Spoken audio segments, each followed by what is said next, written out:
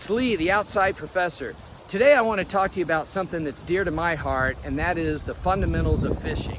So even if you're an experienced fisherman or you're brand new to it, I've got some tips on just the essentials of what you need to know about understanding stream dynamics, stream ecology, types of fish, different strategies. Something that, again, if you've been fishing for a long time, could still help you. If you're new, help you get ahead of the game. Or maybe more importantly, in a survival situation, could help you get some food, find some sustenance, and get you out of a sticky situation. So let's dive in. So when you come to a stream or a new area, the first thing you want to understand is the type of water you're dealing with. And that starts with, is it either warm water or cold water stream? Because that's going to determine a lot of the plant matter that's in the stream and overall stream ecology, the type of fish that are in, obviously the seasons, how you fish, the bait or lures that you use. So I live here in the South. This is in Texas here. So this is definitely considered warm water fishing, although there is a lot of fluctuation in the water temperature during the year, and that's something that you would want to know. But generally speaking, this is going to be warm water. And the other thing you want to know is, are you going to be fishing in still water or moving water, or a combination of the two? So this is a creek behind me here, and you can see the rapid right here that's flowing. I've got a little pool down here on my right. Okay, so I've got a combination here. This is called a pool and drop river. And all of these things determine the type of fish and what's going to work, where they're going to be, how you're going to find them, how you're going to present a bait to them that will make them most likely to actually bite on it. So you need to have an understanding of that. Then once you do that, you're going to want to figure out what time of year is it right now? What are the conditions right now? So even in cold water streams, they are going to behave very differently in the north, let's say, during the summertime than during the winter, obviously, if you're ice fishing. Similar down here. Fishing is going to be very different in the summer where it gets really hot here, water can get very warm, versus spring or fall, or certainly in the winter when it's considerably cooler. And there's a lot of factors that affect that. Things like dissolved oxygen, the amount of plant matter, water clarity, and that's going to affect how fish behave. So for a given area, once you've familiarized yourself with the streams and warm water, cold water, you want to then look at what kind of fish are there. And there's obviously many different orders and families of fish. The way I like to think about it in terms of fishing is to differentiate between predatory species and species that are non-predatory or feed off, let's say, plant, other organic matter, okay? Because they're going to behave very differently. You're going to find them in different places. So most of the fishing I do is for predatory species. So in warm water streams, like here in North America, and particularly in the South, it's usually something in the sunfish family. A lot of times that's going to be bass or various types of brim or other species of sunfish. Up north, there's other species, obviously trout, salmon, pike, many other species. But the bottom line is understanding that those are going to feed on other organisms, other fish, invertebrates, okay? And that's very different in the way they behave from fish who feed, let's say, on the bottom on matter that's decaying or other plant matter. So carp species. And so that's going to determine what kind of bait that you're going to present to them, where you're going to present it, and how you're going to present it. So look up the type of fish that inhabit a stream and know that before you go out and actually make a cast. Once you've identified the species of fish that you're going to be targeting, then you want to understand what's the habitat they prefer. Okay, where are they going to be? Obviously, what they're going to be feeding on. Okay, so many species of fish, and let's say predatory fish, are going to do one of two things. They're going to be either in the current or very close to the current because they're waiting for food to come down and see if they can catch it as it comes down, or they're going to be lurking and hiding somewhere where they can ambush. So an example here, I've got a small pool behind me, okay, just below a rapid. This is quite calm water, okay? So where I am, this is actually bass like to be here, and typically they're going to be underneath rocks. Oftentimes, particularly in the case of largemouth bass, they're going to be near the banks if they can hide underneath in dense shrubbery or roots, and they're going to stay hidden a lot of times and come out and ambush. Or in clear water streams, they're going to a lot of times school up and basically do pack hunting strategy and go out and look for food. Okay, that's quite different from other species like even smallmouth bass or spotted bass, which are more likely to be in the current, okay, and look for food that's coming downstream, or the same with trout. Trout oftentimes like to be right on the edge of current, facing upstream. They're more slipline, have a narrower profile, so they don't have as much friction, don't have to waste as much energy, and so they can stay in the current longer. Whatever the species of fish is, you want to know then that's its behavior, because then you know where you're going to be looking for them and where to cast. Again, you contrast that with maybe like catfish or carp, who oftentimes like to go to the bottom. They clean up the bottom, feed on things at the bottom, so you might look for them in deeper pools. So again, study up on the fish that are in an area, know their habitat, and know where they're likely to be. Another very important aspect in being a successful fisherman is understanding the type of fish that you're dealing with in terms of, are they wild fish or are they hatchery fish? Okay, wild fish by their very nature are typically going to be more wary. Okay, they're going to be more prone to being disturbed because they're constantly under threat. Hatchery fish, a lot of times people call them stupid. I don't know if they're actually stupid, but they're just not wary. And particularly bigger fish, like if you have a big bass, it's maybe 4 pounds or larger, there's a reason that it's that big. It's because it's smart. Okay, it has survived either other fishermen or other natural predators. Okay, so you want to know that going in, because again, the way you present yourself, the way you cast, and your likelihood of success is going to depend on that. So what you can do is you can obviously go and research that, find out if your local state agency is releasing fish in a particular stream or lake. And then also you want to know how much fishing pressure is this particular stream or lake getting.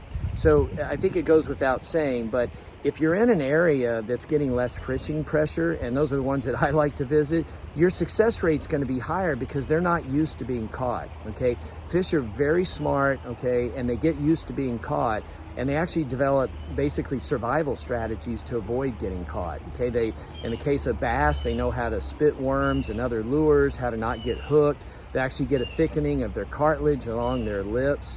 So you're going to know that going in, and you might want to, select an area that's getting less fishing pressure and where other people aren't going to. No matter whether you're fishing for food, to keep fish, or you're doing catch and release is what I usually do, I think you want to be conscious of your decisions and your efforts and treat fish, like organisms, okay? There's no need to mistreat them, particularly if you're letting them go. So one of the things people don't understand, though, is that because fish are cold-blooded organisms or ectothermic, their actually stress response takes much longer to kick in than for warm-blooded or endothermic organisms like mammals. Okay, and what that means is when you catch a fish, you don't have to rush in dealing with it and getting it immediately back in the water. Now, you don't want to leave it out for 10 minutes because obviously they have gills, they need to breathe, and you'll starve and you'll kill them. But you do have a couple of minutes, okay? So you don't want to panic. At the same time, you want to know how to hold the fish properly, so you can read online what kind of fish it is, how to do that, because you don't want to harm it. In the case of like trout, you can damage their skin very easily, so you want to make sure your hands are wet before you handle them or use a fish net. There's a lot of different aspects just depending on the species, but you just want to know that going in and not unnecessarily harm them. Another one is the hooks and the bait that you use, okay? So again, if you're trout fishing, you can make a decision whether you want to use a barbed hook or a barbless hook, which does less damage, makes them harder to catch. In the case of if you're fishing with sunfish or bass and you're using something like a plastic worm, which I do often, you want to make sure, do your best to not gut hook them, okay? That you hook them in the lip so it's easier to pull out, that you don't have them on your line for too long before you set the hook and they swallow your worm. So just make sure that you're aware of those issues beforehand and that you have a plan, you've practiced it before, so you don't unnecessarily harm fish, and also so you can catch them and release them and they can go on and breed again. Maybe you catch them again at some point later when they're a couple pounds heavy, or somebody else does. So whatever type of fish that you're going after, you need to understand stream ecology to effectively target them. And that deals with a whole variety of factors, okay? The first thing is, what is the food chain or the food web in that entire stream? So even down to, what kind of plants are in the water, which again for predatory fish could provide cover, provides food and habitat for smaller species. What do the predatory fish feed on? Okay, what are those species? And what time of year? Let's say if they're feeding on particular types of insects or larvae, what time of year is that going to likely to be? Also, you want to look at things like water temperature. Particularly here where I am in Texas in the south, that greatly affects how active fish are. So we don't often get a lot of very cold temperatures. Occasionally we get very cold in the winter, but most of the time it's pretty warm here. And so because of that, and fish get their heat from their surroundings, so they're going to be more active here than they are way up north, where maybe you're fishing a lake and it's partially covered in ice. And that's because there's something called the Q10 rule. And the Q10 rule is for every 10 degrees in Fahrenheit that temperature increases, fishing metabolism doubles. So when the water's cold, they may not be that active, they don't have to feed that much, but when it starts to get warmer, they're more active, their metabolism goes up, they've got to feed more. Let's say here in the spring and the fall, fishing is typically going to be more active than it would in the winter because they're going to be out going for food. Also during the breeding season, which for the sunfish family in this case is in the springtime, obviously they have to think about setting up nests and eating enough to be able to lay eggs, fertilize the eggs, defend the nests, etc. So they're going to be feeding more then, particular, so they're going to be more active then. But there gets a point where the water gets too warm, and what they do is they kind of actually shut down. And that seems counterintuitive because you would think, well, they need to feed more. But I think there's something with the trade-off in energy consumption of having to go out and swim and waste all this energy versus what they're getting, then instead they just go basically largely inactive. They don't feed much, probably shift more to a nighttime pattern. And then what they'll do is they'll get down in deeper pools where they can find them in colder water and just stay there to minimize energy loss. So you want to understand that because again, depending on the time of year, that's going to affect, how you target them and what your success rate is going to be and how active that they're likely to be. A really important strategy in any kind of fishing is knowing how to read the water. So no matter whether it's moving water or in a lake, you need to understand things like the depth, how fast the water is moving, the structures in the water, because for a given species of fish or multiple species, that's going to tell you where they're going to be. So right here I have actually some moving water coming down, okay? This is a little rapid. If I had fish that like to be in the moving water, they're going to be there. And then right here I have a rock, okay? A number of species like trout and even sometimes bass will like to be behind a rock, okay? They don't want to be right out in the current, but they want to be close to it so if some food comes down, they can catch it. So if I were coming down here and let's say in a boat and coming down from the rapids, if I saw that rock, that immediately would catch my attention. Another thing too is right behind this rock, if you can see here, there's a little bitty eddy, okay? And again, a number of fish species, like sunfish, like bass, love eddies because they can get back in there, they can get out of the current, okay? It's not gonna push them downstream where they have to waste energy and fight upstream, but if something comes down, they can go out and grab it, okay? Trout, a lot of times, if there's moving water, you'll see them sitting right on the line of where the moving water kind of intersects where the still water is. So that might be if I were fly fishing where I'd want to put my fly right there. So the important thing is that when you're walking, or especially when you're coming down in a boat, let's say like a kayak, you've got very limited time, size up the situation immediately. I've gotten to the point around the streams where I live, when I come to an area, even if I haven't been there before because I know the habitat, I see something and I think right there, if I was a large fish, let's say a 3-pound bass, I'm gonna set up right behind that rock over there in that eddy. I just know that ahead of time and that's gonna be my first cast. Doesn't always work out, but I've caught some really big fish that way. And over time, as you fish, you'll begin to learn that, and the pattern matching in your brain kicks in, and you'll know exactly what to do, and you'll learn where to cast, and greatly increase your chances of success. In addition to recognizing the type of water and the physical features like rocks, you also want to pay very close attention to the plant life, the aquatic life in the stream. So right behind me here, I have some algae in there, and I also have some other plants. Here we have what's called coontail, sometimes hydrilla, which is actually from Asia, but they'll form these beds. And for, again, certain fish species, they actually provide a haven for food, invertebrates that they may feed on, and also for predatory species to hide. So you'll want to see that when you're either walking up or boating, and you can see it often by the water will have a different color to it. Obviously, if they're plant species, if it's clear water, of course, you can see it quite easily, and then make your cast accordingly. You might want to cast right into whatever that plant matter is, if your hook's not going to get caught up in it and drag through there, or you might want to cast right next to it, or you might know that you have a species that doesn't like to be hidden in there. It's going to be out in the open water, in the clear water. So whatever that is, you want to recognize that, and again, make your cast accordingly, because that's going to increase your chances for success of where the fish are and their likelihood to bite. If you're enjoying this video, click on the link in the description below where you can download a free resource. And don't forget to hit the like button and subscribe to this channel. Also, check out our website where you can sign up for the Naturalist Training Program to get lessons like this in a variety of skills, as well as see a list of our online courses. Now back to the show. Let's talk about equipment now. You want to select a tool that's appropriate for the job and what you're comfortable with. So down here, again, where I live, the normal tool is the rod and reel like I have here, but actually fly fishing is now getting very popular here for sunfish. Again, if you're up north and you're trout fishing, you may be fly fishing. The important part is you just want to select the appropriate equipment, the right kind of rod, or if you're hand lining, then you may just want to have, some sort of spool and then something where you can actually unroll that line in your hand. Whatever it is, just make sure that you have the equipment that you need. Now, when I'm out on a backpacking, I'll usually take something just like a little dry bag like this and carry only my essential equipment that I need in there. I'm not gonna have my entire tackle box. So I actually have a lot of tackle in here, but you might have a box like this with a few basic lures, some sinkers, hooks, etc. Then you might also have, if you're worm fishing, a bag with worms. You can actually get it down to really small, particularly if you're hand lining.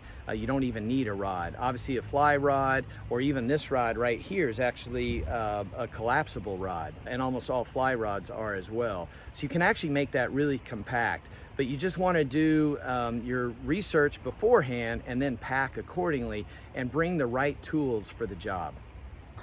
So depending on the body of water that you're in, the time of year, and the fish species, and the ecology, whether again it's moving water or still water, is going to determine how you target them and what kind of bait or lure that you use.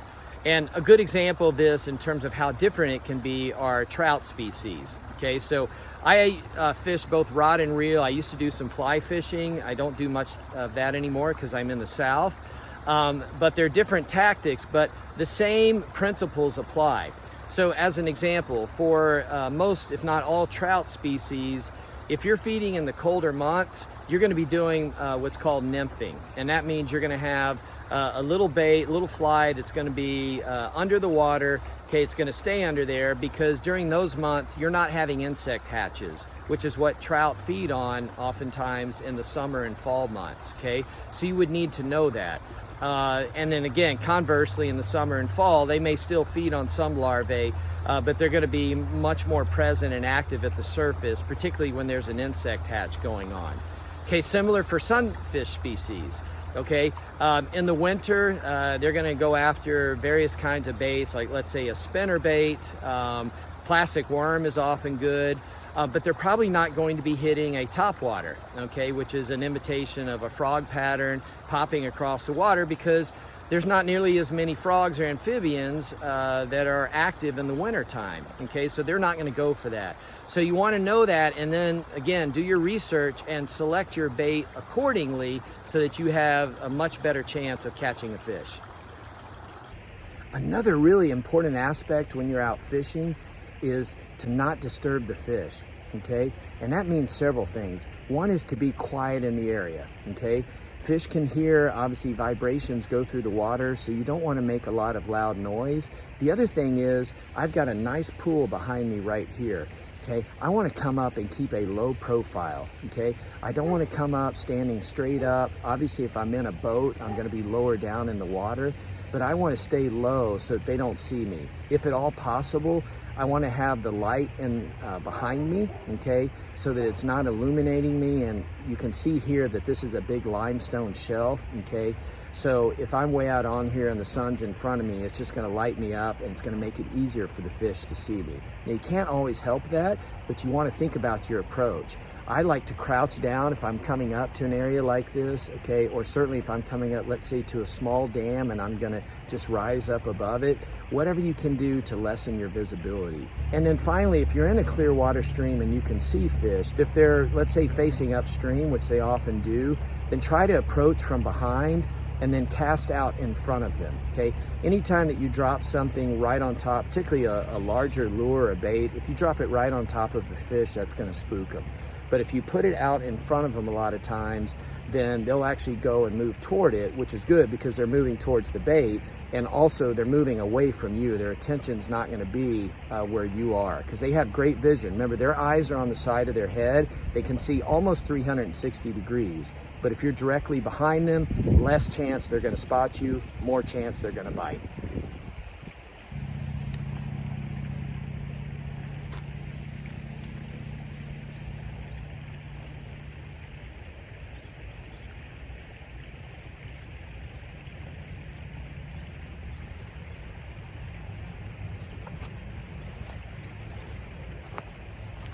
So if you were able to see that, when I made a cast, even though I was really quiet, there's a green heron right there, which I scared up making the cast. Okay, he flew off, and the fish will see that. Now, hopefully they may not think too much of it, but again, you want to cause as little disturbance as possible because they're always on alert. There's birds just like this one that are looking to eat them, plus other threats. So the less that you can make yourself visible and the less disturbance you can create, the more likely that they're going to bite. So fishing is as much an art as it is a skill, okay? And one of the key aspects of that is the ability to fool fish. It's really the essence of fishing. You want to be able to present some type of food that they think should be there and that they want to go after. And so the less disturbance we can make and the more natural we can make it look, the more likely we're going to have success. Okay, so if I'm out here casting, okay, typically, with a couple of exceptions, I don't want to make a big disturbance in the water. Okay, so I've got a rod and reel here. And if I make a cast here with the worm, I don't want to make a big splash, okay? Because that's typically going to scare the fish off.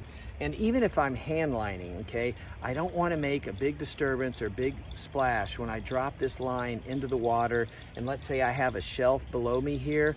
I just want to very quietly drop this in. If I'm going to move it, then I want to stay low and move it upstream, okay, and make sure that the fish doesn't see me and it only sees the bait. So whatever the situation is, whatever kind of fishing that you're doing, the point is that you want to have the fish think that there's nothing unnatural going on. And there's a few exceptions to making a disturbance, like with the top water where, you know, it might be a frog jumping in the water and you're making a big splash. But generally speaking, the quieter, the less disturbance you are, and the farther away from you that you're able to place the bait or the lure, the more likely you're going to be to catch a fish. Something that you always want to keep in mind when you're fishing is safety. I'm on a stream right now. It's a small stream. These are pretty shallow pools, but you can actually get into a lot of trouble fishing. In particular, if you get into moving water and you get yourself caught out, even if you're a good swimmer and you're trout fishing, let's say, you can get swept downstream. Obviously, if storms come in, okay, you always want to keep in mind it out of the weather. You do not want to get caught in a flash flood event. I come from an area that's very well known for that, and a lot of people have gotten in trouble with that. When you're boating, okay, you want to keep in mind, again, if you're in moving water, and particularly if it's very fast, you get in a rapid, okay, you don't want to get caught in what's known as a strainer. You come to where there's a log jam, okay, there's a culvert, you get pinned against, it can become a life-threatening situation very easily. Or you get out in the middle of a lake, let's say you get a hole in your boat, you get a leak in there, okay, a storm kicks up, whatever. You want to know that going in, okay, and be prepared for that. Make sure that you have a life jacket. Make sure that if something goes wrong, You can call for help. You have a way of getting back in. You have a spare paddle, whatever the situation is. And even something as little or seems as silly as getting caught in darkness. I've gone out some really long boat trips before, and it's very easy to get caught up, and it's getting late, you're having a good time fishing, and then you realize, oh, I got to get back. I've got 5 miles to go and it's going to be dark in an hour. Okay, so all those things you want to take in consideration. And finally, just don't do anything silly. A lot of people associate alcohol with water. I'm not saying there's anything wrong with that, but I don't advise people to be out and get really drunk on water, whether it's just recreating in a boat, but fishing as well. There's just too many accidents have happened with that. So be smart about it. Always obviously consider the basics. Carry a flashlight with you. If you're way out in the bush, have some sort of communication device in case you get injured, and make sure to keep yourself safe. In summary, whenever you want to go out fishing, do your homework first, okay? Know where you're going, know the conditions, know the stream, know the types of fish. Then be prepared in terms of your equipment, what your strategy is. Monitor your safety, okay? Make sure you're not putting yourself in a dangerous situation. And then finally, I like to think of that old real estate slogan, location, location, location. Know where the fish are going to be at that particular time of year, whether it's going to be moving water, still water, whether they're going to be at the bottom in a pool lurking down, or they're going to be very active. Just know all that information, do your homework. You'll have a lot better time that way. You'll catch more fish and you'll come home with some big fish stories. Thanks for watching. If you want to learn more, then click on the links in the description below to download a free resource, as well as check out our naturalist training program and online courses where you get lessons like this in a variety of skills. Also, please hit the like button and subscribe to this channel. Until next time, see you outside.